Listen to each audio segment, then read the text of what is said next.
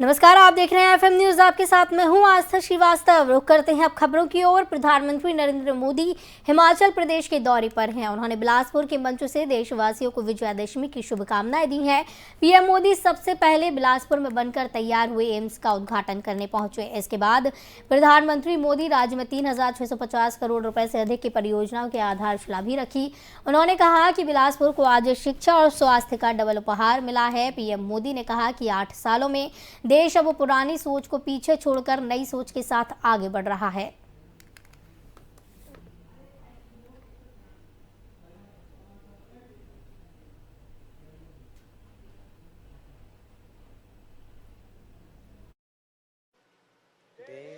संपूर्ण देशवासियों को विजयादशमी के अवसर पर अनंत अनंत शुभकामनाएं। ये पावन पर्व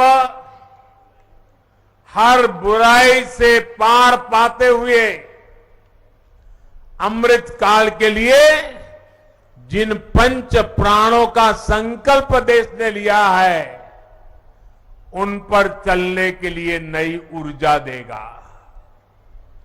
मेरा सौभाग्य है कि विजयादशमी पर हिमाचल प्रदेश के लोगों को स्वास्थ्य, शिक्षा, रोजगार और इंफ्रास्ट्रक्चर के हजारों करोड़ रुपए के प्रोजेक्ट्स इसका उपहार देने का। बिलासपुर को तो शिक्षा और स्वास्थ्य सेवा का डबल गिफ्ट मिला है। कलुरारी बंदले धारा ऊपर हाइड्रो कॉलेज कने थल्ले एम्स होने ऐसी पहचान गुणी।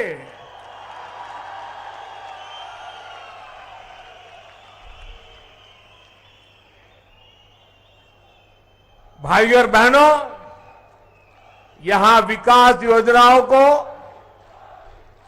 आपको सौंपने के बाद, जैसा जयराम जी ने बताया, एक और सांस्कृतिक साक्षी का विकार विरासत का साक्षी बनने जा रहा हूं। और आज जब बिलासपुर आया हूं तो पुरानी यादें ताजा होना बहुत स्वाभाविक है। वो भी एक वक्त था कि यहां पैदल टहलते थे। कभी मैं, धूमल जी, नड्डा जी पैदल यहां बाजार से निकल पड़ते थे। हम एक बहुत बड़ा रथ यात्रा का कार्यक्रम लेकर भी यहां बिलासपुर की गलियों से गुजरे थे।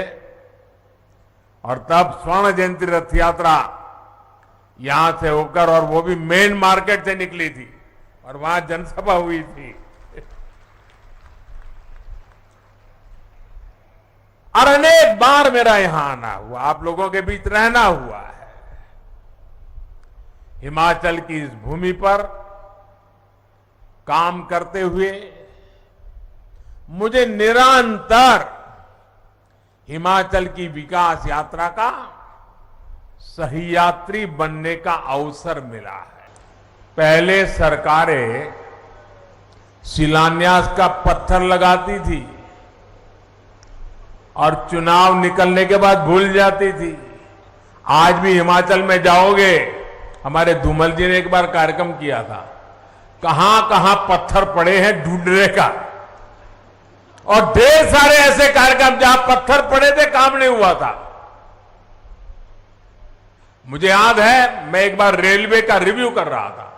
आपके ऊना के पास एक रेलवे लाइन बिछानी थी। 35 साल पहले निर्णय हुआ था, 35 साल पहले पार्लियामेंट में घोषणा हुई थी, लेकिन फिर फाइल बंद। हिमाचल को कौन पूछेगा भाई? लेकिन ये तो हिमाचल का बेटा है, वो हिमाचल को भूल नहीं सकता। संपूर्ण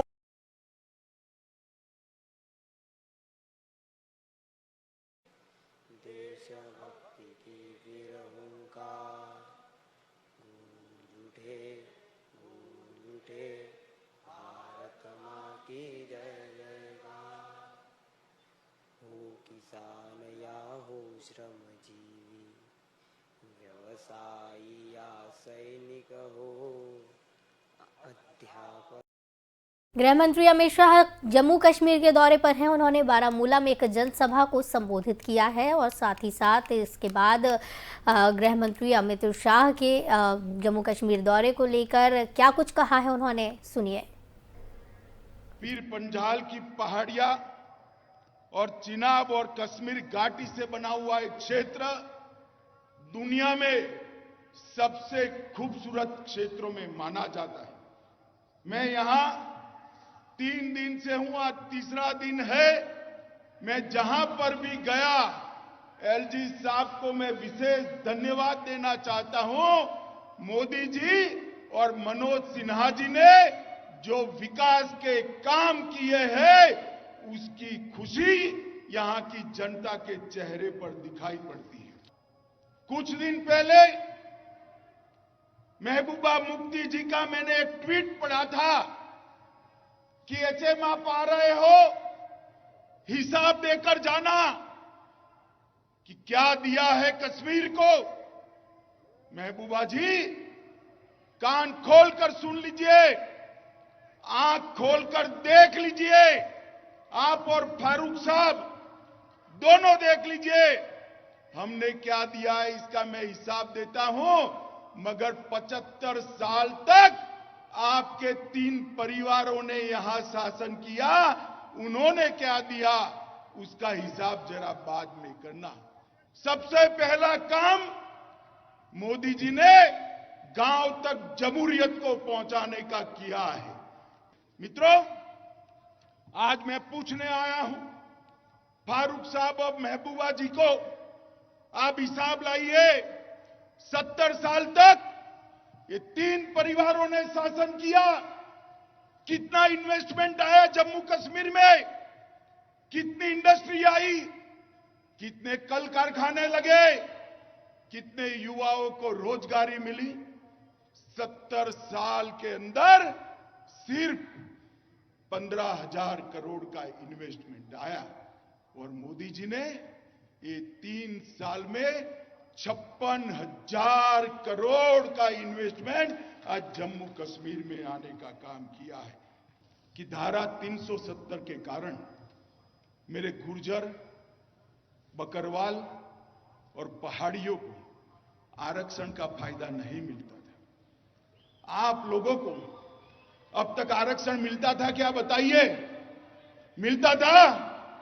शिक्षा में भी नहीं मिलता था, सरकारी नौकरियों में भी नहीं मिलता था, चुनावों के अंदर भी आपको आरक्षण नहीं मिलता था।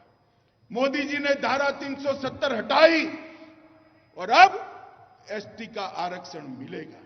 इसके साथ साथ मोदी जी ने एक आयोग बनाया, जस्टिस शर्मा का आयोग। इसने फिर से एक बार एससी, एसटी, ओबीसी का वैज्ञानिक सर्वेक्षण कर जातियों को जोड़ा और मैं आज कहने आया हूं गुर्जर, बकरवाल और मेरे पहाड़ी भाइयों को इसके तहत अब आरक्षण मिलने लगेगा। मित्रों,